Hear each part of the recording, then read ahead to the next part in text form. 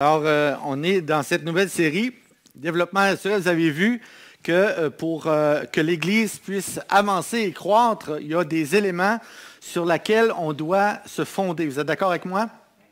Et ce matin, bien entendu, que si on prend un chariot puis on lui met des roues carrées pour essayer d'avancer, c'est difficile. D'autant plus que si on monte une montagne avec des roues carrées, on va tirer encore 2 fois plus, ça va être très difficile. Même s'il y a des gens qui poussent en arrière. Et finalement, ce que Dieu veut faire, c'est arrondir ses roues pour que ce soit plus facile. Vous me suivez? Et ce matin, on va parler d'un sujet qui me passionne beaucoup, le premier sujet de cette courte série qui s'appelle l'adoration. Et là, vous me voyez avec mon chandail du Canadien. Vous me dites, pourquoi il a fait ça ce matin? Pour plusieurs raisons. D'abord, je suis un amateur de hockey. Qui est amateur de hockey ici? Est-ce que je suis seul? Oui, j'ai des amateurs de hockey. Yeah! Ça, j'aime ça. Quand on va au Centre Bell pour les plus jeunes et au Forum pour les plus âgés, comme Pasteur François, on a vu le Canadien. On a vu le Canadien dans les 2 grands amphithéâtres qu'on a connus. Pasteur François, je suis déjà allé au Forum en passant. Je vais vous rassurer. En fait, qu'est-ce qu'on fait? Quand le Canadien compte un but, on crie, on se lève, il se passe quelque chose. Vous me suivez? Yeah! Wow! Là, ici, c'est quoi? Notre marqueur Cole Caulfield. C'est un marqueur extraordinaire. On a des vedettes qui s'en viennent. Hein? J'en regardais Lynn Hudson hier, qui a une facilité comme défenseur. Et là, on me dit de quoi il parle. Je parle de quelque chose qui me passionne. C'est le hockey. Pour ceux qui m'écoutent, ils me disent, c'est de qui nomme, de qui parle? Non. Mais ce matin, on parle d'adoration. Alors, les gens qui vont au hockey sont des passionnés, ils vont adorer ce qu'ils voient. Vous me suivez? Et suivez-moi jusqu'au bout, là, on en a encore pour 2-3 heures ensemble. Ils vont adorer ce qu'ils vont voir. Ils vont crier, ils vont dire, ouais, le Canadien a compté, c'est merveilleux. Alors, est-ce que c'est une bonne chose? Moi, j'aime le Canadien. J'aime les joueurs de hockey. J'aime le hockey parce que ça me passionne. C'est une organisation de jeu, d'abord par équipe. Ensuite, c'est une organisation défensif-offensif. Et je l'attribue beaucoup à notre vie spirituelle. Suivez-moi. Et ce matin, dans l'adoration, je vais aller là. Donc moi, je n'adore pas le Canadien. J'aime le Canadien. Qu'est-ce qu'on doit adorer dans nos vies? On va le voir dans les plus brefs délais. Donc, si j'enlève mon chandail du Canadien, je reviens avec un autre chandail. Alors, souvent, on a tendance à adorer d'autres équipes, mais souvent des personnes. Comme si je vous dis, est-ce qu'on doit adorer la personne qui vous amène le message? Bien, la réponse est non. Vous ne devez pas adorer Coton. Bon, ça, c'est mon chandail. Quand je coachais une équipe de hockey, j'étais à Saint-Jean-de-Mata, mon fils joue au hockey, donc je coachais une équipe. Ça a été une belle expérience dans ma vie. Mais, j'adore autre chose. Vous me suivez? On va le voir ce matin. Et là, je suis rendu ici, à l'accessible. Et là, je vous emmène un message sur la thématique de ma femme. Elle ne s'attendait pas à ça. J'ai dit que j'avais un punch un matin, mais je ne savais pas trop. Donc, ce matin, on va parler de l'adoration. Vous savez, qu'est-ce que c'est que l'adoration? Oswald Sanders, qui est un écrivain néo-zélandais de Auckland, en Nouvelle-Zélande, bien sûr, décrit l'adoration comme suit. Il dit « L'adoration est l'attribution aimante de louange à Dieu pour ce qu'il est en lui-même et dans ses œuvres providentielles. C'est la prosternation de notre esprit le plus intérieur devant lui dans la plus profonde humilité et respect profond. Adorer est la contemplation de Dieu dans ce qui a le plus à se révéler de lui-même en son Fils et dans son Écriture. » C'est une définition pour moi qui est complète, vraiment extraordinaire. D'abord, l'adoration, ce que Dieu nous demande, c'est une preuve d'amour En fait, c'est une exclamation d'amour avec preuve. Avec une preuve. Mais quelles sont ces preuves? Comment on peut adorer Dieu? Comment on peut lui prouver qu'on adore Dieu? Moi, c'est par la louange, par exemple. Je prouve à Dieu que je l'aime par la louange, par la lecture de la parole, par mon attitude, c'est ce qu'on voit ce matin, par notre comportement. Est-ce que dans notre vie, on reflète cette adoration-là à Dieu par qui nous sommes? Et on va voir des textes bibliques qui vont nous appuyer. Donc, l'adoration, c'est plus qu'un besoin pour se rapprocher de Dieu. C'est plus qu'un besoin. L'adoration, c'est refuser de donner du pouvoir aux épreuves. Rentrer ce matin avec des situations difficiles dans ta vie, on en vit tous des situations cette semaine. Et Dieu, ce qu'il demande, c'est adorer, c'est ne pas donner du pouvoir à ces épreuves-là. Pasteur François nous a parlé il y a quelques semaines et j'ai beaucoup aimé lorsqu'il nous a passé un extrait vidéo sur la Samaritaine, la rencontre de la Samaritaine avec Jésus. D'abord, la Samaritaine, elle souffrait. Elle souffrait du passé. La Samaritaine souffrait par le rejet et l'abandon. Et la Samaritaine souffrait par la soif d'une relation saine. Et là, Jésus va lui dire des choses. Il va s'entretenir avec elle. Si tu connaissais le don de Dieu, si tu connaissais l'eau vive, tu ne me demanderais jamais à boire. Elle est au puits. Alors Jésus l'a aimée et elle a appris qu'il était le Christ. Elle a appris qu'il était celui qu'on attendait, notre Seigneur, notre Sauveur. Et elle a adoré. Par son adoration, elle est partie, elle a évangélisé, elle a dit, « Je viens de connaître celui qui sait tout de moi. » Est-ce que Jésus l'a poussé dans le puits? Non.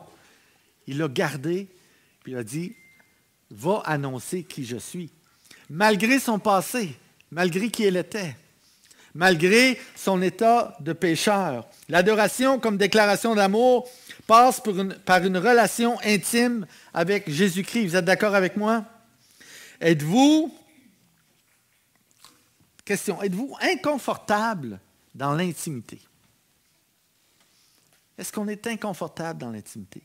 Vous savez, le peuple hébreu, lorsqu'ils ont quitté l'Égypte, ça leur est pris à peu près, techniquement, une dizaine de jours à atteindre la terre promise. Il y était peut-être 500, 600 000 Juifs à quitter l'Égypte. Et ça leur a pris finalement 40 ans. Parce que le peuple avait du travail à faire à l'intérieur d'eux. Le peuple juif avait un travail relationnel à faire avec Dieu. La preuve, c'est que Moïse, leur leader, est allé sur le Sinaï ou le Sinaï. Il a descendu avec les tables de la loi et pendant ce temps-là, eux, ils attendent Moïse qui ne revient pas. Au bout d'une quarantaine de jours, ils se sont fait un veau d'or et il y avait besoin d'adorer quelque chose. Alors ce matin, moi, je vais vous amener à adorer quelqu'un. C'est ce que Dieu veut, qu'on adore quelqu'un et non quelque chose. On n'adore pas le Canadien. Moi, je n'adore pas le Canadien de Montréal. J'aime ce que je vois, par exemple. Me suivez-vous? La dynamique de l'adoration, et on va le voir dans le premier commandement, la dynamique de l'adoration sur des faits surnaturels est différente que sur des faits réels. Est-ce qu'on a besoin de se construire quelque chose physiquement, humainement pour adorer? Non. Alors, Jésus va dire à la Samaritaine, mais l'heure vient et elle est déjà venue où les vrais adorateurs adoreront le Père en esprit et en vérité.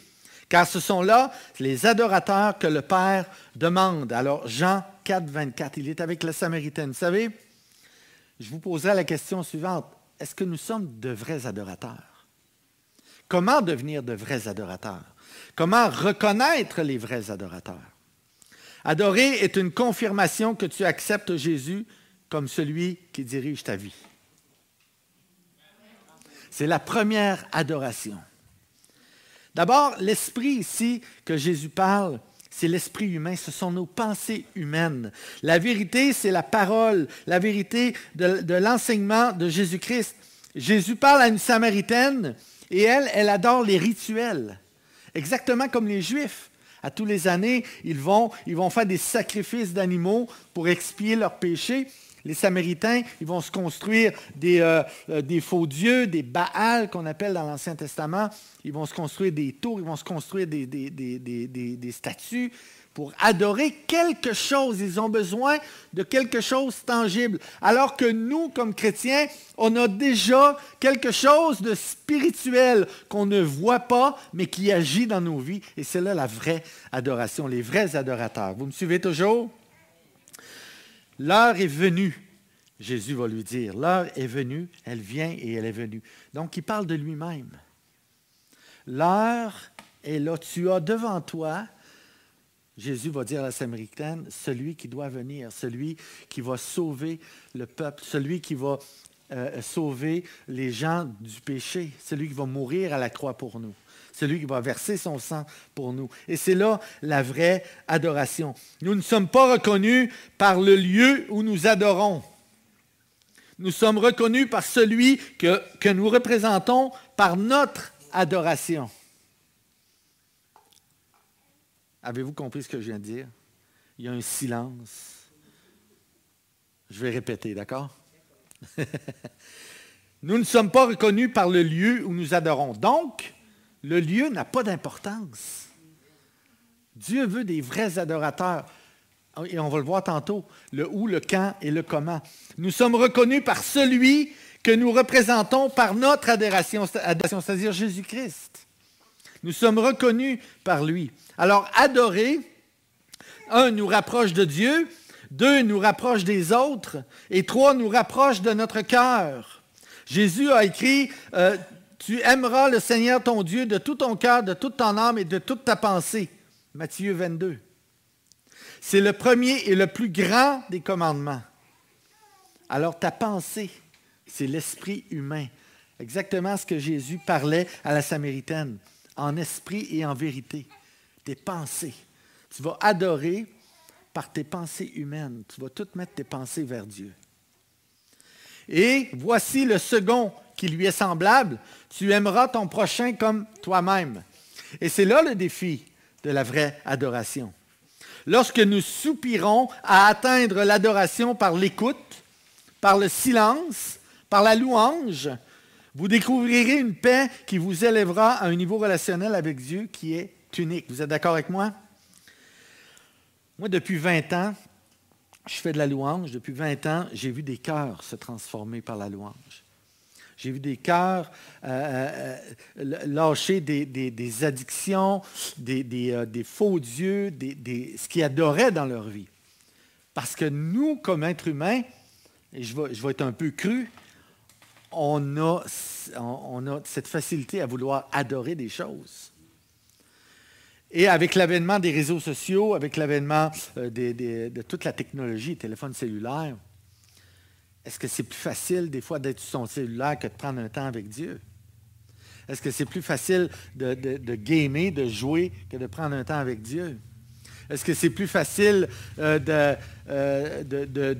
d'acheter des cigarettes, de fumer, puis de dire j'ai une addiction qu'il faut que je combatte, ou la boisson, ou la drogue, ou tout type d'addiction, que de prendre un temps avec Dieu, se retirer à l'écart comme Jésus faisait et priait son Père.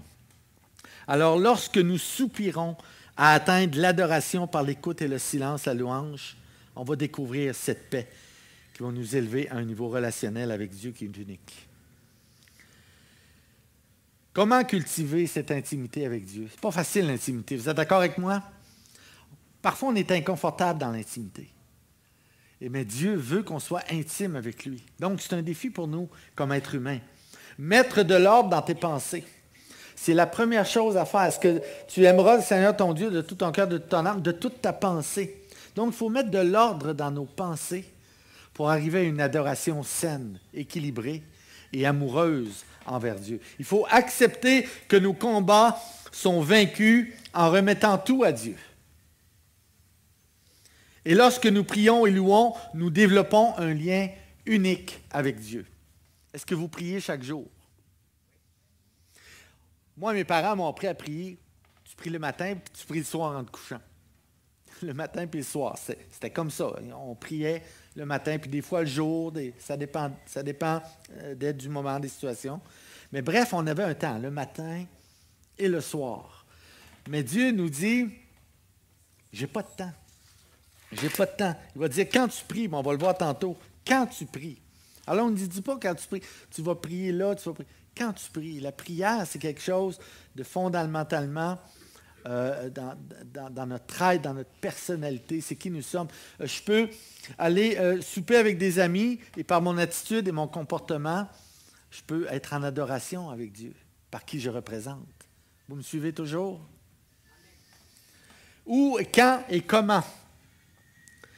Un jour, il y a un de mes amis qui pratiquait la guitare et la louange, puis il avait besoin de pratiquer. Il y en a qui ont cette facilité-là, il y en a qui l'ont moins. Et un jour, il pratiquait, puis il faisait plusieurs semaines, il pratiquait chez ses chants, puis il dit, « Ah, c'est dur, il faut tellement que je passe de temps à pratiquer que j'oublie de prier, que j'oublie de passer du temps avec Dieu. » Bien, j'ai dit, pendant que tu pratiques, pendant que tu chantes tes chants de louange, c'est du temps passé avec Dieu. Et là, il a réalisé que toute sa louange, ça devenait une adoration pour Dieu, même dans sa pratique. On oublie ça parfois, hein, parce que nous, comme être humain, on est catégorique. Hein? On se lève, on prend une douche, ou on prend une douche le soir, là. On déjeune, on s'en va travailler, ou on est à la retraite, ou encore, là, on va dîner, et il faut dîner vers midi, hein, parce que dîner, avant de dîner, mais on est catégorique, on est structuré comme ça.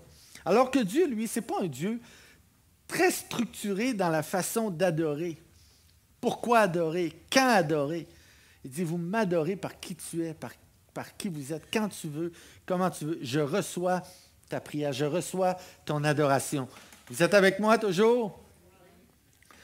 Mais pour la Samaritaine, c'est au puits qu'elle a découvert la vraie adoration. Pour Matthieu, c'est au bureau des impôts, quand Jésus lui a dit, viens, suis-moi. Pour Pierre, c'est à la pêche, lorsque Jésus lui a dit, jette tes filets. Pour Nicodème, c'était la nuit dans un quartier de Jérusalem, quand que Nicodème lui a dit, mais il faut vraiment être quelqu'un de Dieu. Dieu doit être avec lui pour opérer des miracles comme tu le fais.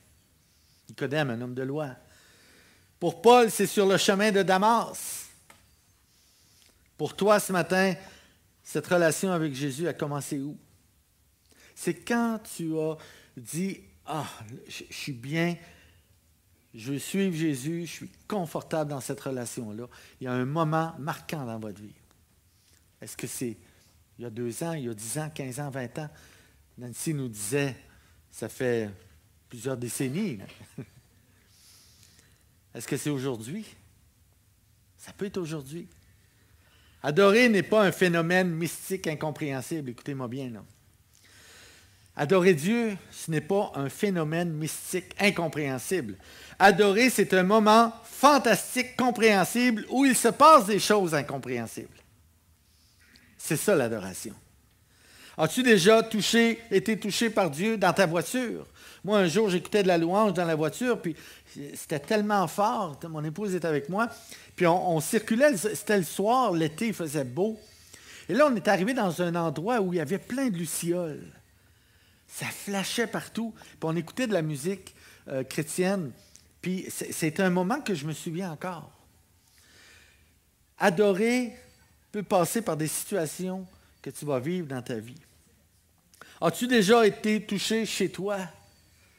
Puis on va le voir dans ton lieu secret.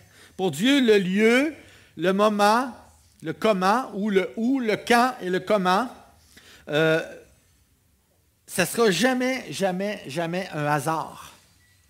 D'abord, il n'y a pas de hasard avec Dieu. Dieu a un plan. Et ça, c'est pas toujours facile à saisir. Hein? Oui, mais si je décide de... Oui, mais il y a un plan pour toi. Si tu t'arrêtes, puis tu dis, Seigneur, quel est ce plan?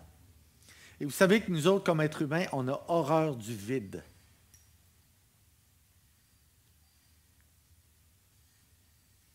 Quand il y a un vide, parfois il y a un malaise. Avez-vous remarqué?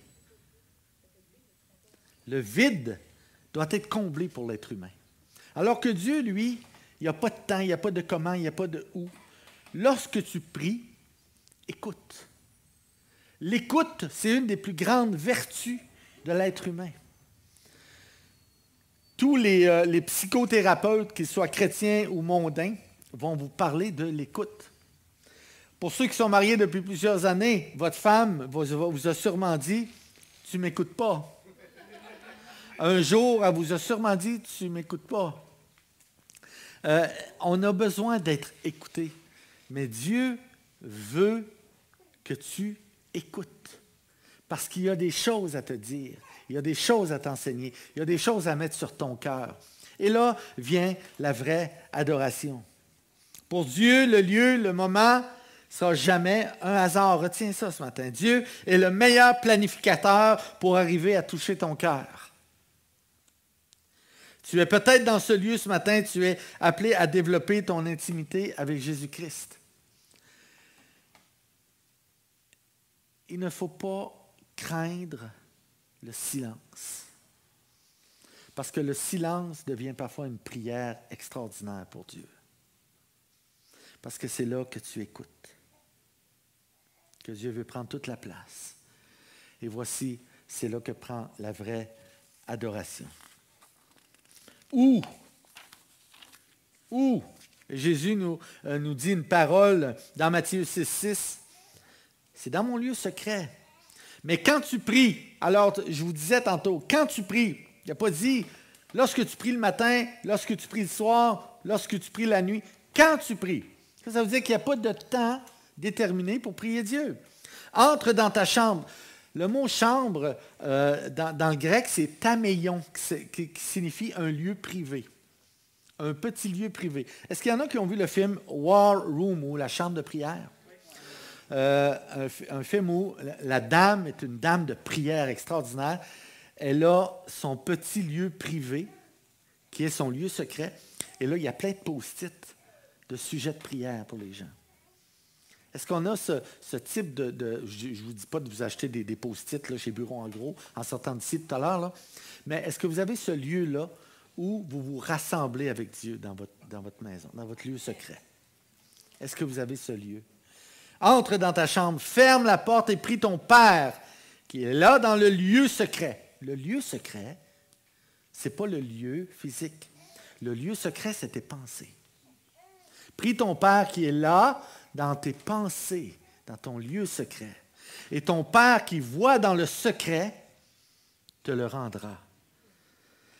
L'intimité avec Dieu, c'est un synonyme d'humilité devant Dieu. Notre majeure partie de notre vie de prière devrait se dérouler dans l'intimité ou dans notre lieu secret avec Dieu. Notre adoration devient une conversation intime avec Dieu. Cette conversation-là, c'est entre vous et Dieu. Entre personne d'autre. C'est vous, votre lieu secret, votre lieu, vos pensées, votre adoration pour Dieu. Vous me suivez toujours? Vous êtes avec moi? Dieu voit notre secret le plus important, c'est-à-dire les secrets que nous avons dans nos pensées, de notre cœur. Il sait tout de vous. Essayez pas de vous enfuir ce matin, ça ne marchera pas. Même si vous partez en courant, on dit « Ah, je m'en vais », non. On ne fuit pas Dieu. Si Dieu a un plan, on ne peut fuir. Et l'adoration devient un moyen tellement de se grounder, en bon québécois, non? C'est quoi grounder en français? S'ancrer. C'est bon, s'ancrer avec Dieu dans notre lieu. Le quand. D'abord, je tiens à vous dire que c'est dans les moments où ton cœur est disposé entièrement pour Jésus-Christ. Il y a des moments où ton cœur n'est pas très disposé. Parfois, on a des combats. Parfois, on a des situations à régler. Parfois, ce n'est pas le temps d'être en adoration.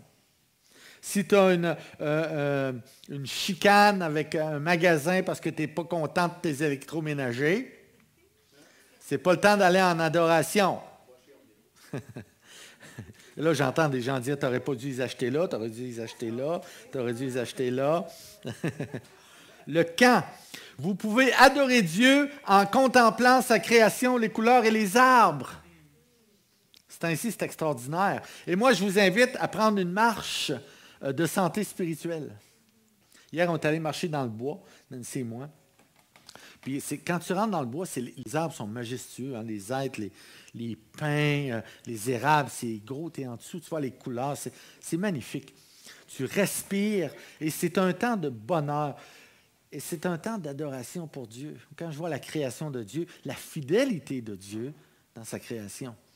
On sait très bien que quand les feuilles tombent, la neige s'en vient. On sait très bien que quand la neige fond, les feuilles s'en viennent. Et quand les feuilles sont là, il va faire chaud. Il y a une fidélité de Dieu qui est extraordinaire. Il faut l'adorer pour cela. Et j'en parlais tout à l'heure, notre attitude et notre personnalité, lorsqu'elles sont attribuables à Dieu, feront de nous un témoignage vivant, un vrai adorateur. Vous êtes d'accord avec moi? Vous êtes d'accord avec moi? Oui. 2 Corinthiens 1,12, Paul parle à l'Église de Corinthe, il va dire « Car ce qui fait notre gloire, c'est ce témoignage de notre conscience que nous nous sommes conduits dans le monde, surtout à votre égard avec sainteté, pureté, devant Dieu, dans les moments où ton cœur est disposé entièrement pour Jésus-Christ. » Notre adoration est donc également le miroir de notre attitude. Nous sommes tous invités à trouver du temps, à prioriser des moments pour Dieu. Alors soyons de vrais adorateurs. Jésus se retirait seul pour prier. Lorsqu'il était avec ses disciples, il disait à ses disciples, je vais me mettre à l'écart, je vais aller prier mon Père. Et il passait du temps avec son Père en intimité avec lui. Jésus nous demande de faire la même chose. Passer un temps d'intimité. Je n'ai pas de prescription pour vous ce matin. Parce que lorsqu'on va voir le médecin, on a chacun nos paramètres physiques qui fait qu'une prescription peut être différente d'un être à l'autre. Je travaillais dans le milieu de la santé et on a beau avoir les mêmes paramètres. Si tu fais de l'hypertension, moi j'en fais, ça se peut qu'on n'ait pas le même médicament. Vous me suivez? Alors Jésus, c'est la même chose. Il y a une prescription pour toi seul, parce que tu es unique. Alors les vrais adorateurs, c'est une intimité, c'est une relation unique avec Dieu. Alors Dieu nous l'a prescrit, cette adoration-là. Alors j'achève et je voudrais inviter les musiciens ce matin parce que je veux qu'on passe un temps, prochain chant, ensemble à adorer Dieu. Je veux qu'on fasse cette expérience ensemble. Alors le comment. Et là, je vais vous raconter une histoire en terminant. Dans le livre des Actes, au chapitre 16, il s'est passé quelque chose. Paul et Silas, son compagnon de voyage, sont sont en prison à Philippe. Et durant la nuit, ils ont les ceps aux pieds. Et il se passe quelque chose. Paul et Silas, je vais vous lire le texte. Après qu'on les eut chargés de coups, donc ils ont été persécutés, violentés, ils les jetèrent en prison en recommandant au geôlier, c'est-à-dire le gardien de prison, de les garder sûrement. Le geôlier, ayant reçu cet ordre, les jeta dans la prison intérieure et leur mit des ceps aux pieds. Donc, ils étaient incapables de bouger les pieds, ils étaient assis. Vers le milieu de la nuit, Paul et Silas priaient et chantaient les louanges de Dieu. Retenez ça. Paul et Silas priaient et chantaient les louanges de Dieu, malgré tes chaînes, malgré tes fardeaux, malgré tes épreuves, malgré tes ceps aux pieds, malgré tes menottes, malgré tes pensées qui ne sont pas vers Dieu ce matin, parce que tu es trop embourbé dans une situation financière difficile, parce que tu es trop embourbé dans une relation malsaine.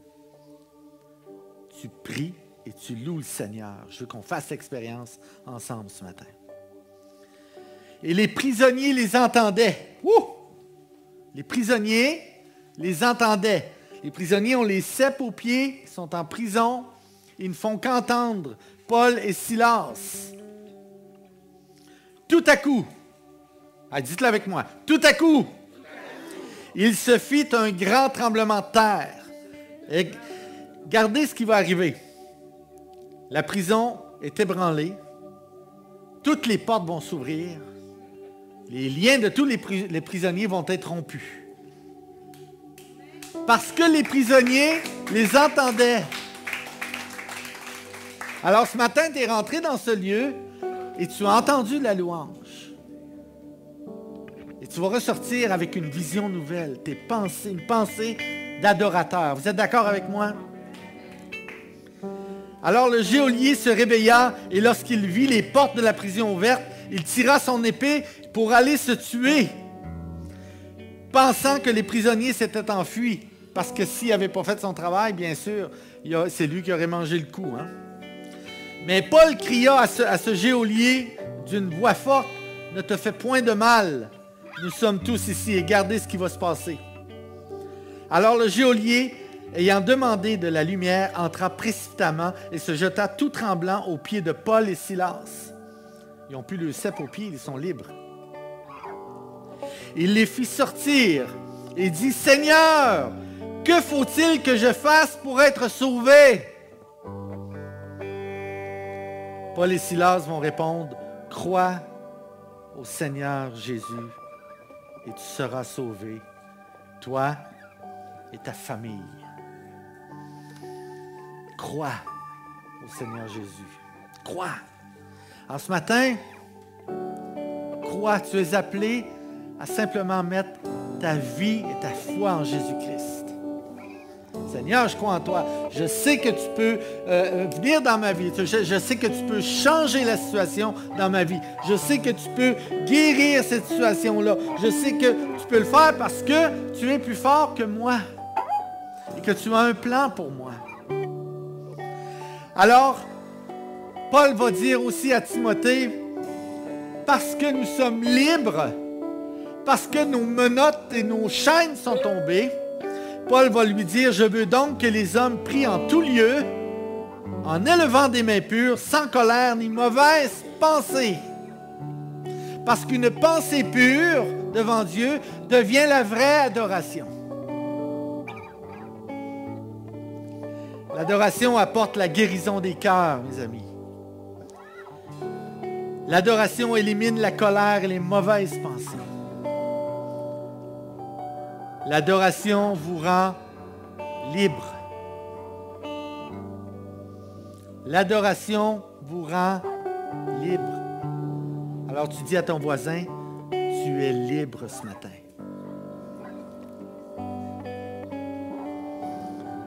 Et je termine avec ceci. Par la louange, tu es condamné à être libre. Et le psaume 18 nous dira, « Je m'écrie, loué soit l'Éternel, et je suis délivré de mes ennemis. »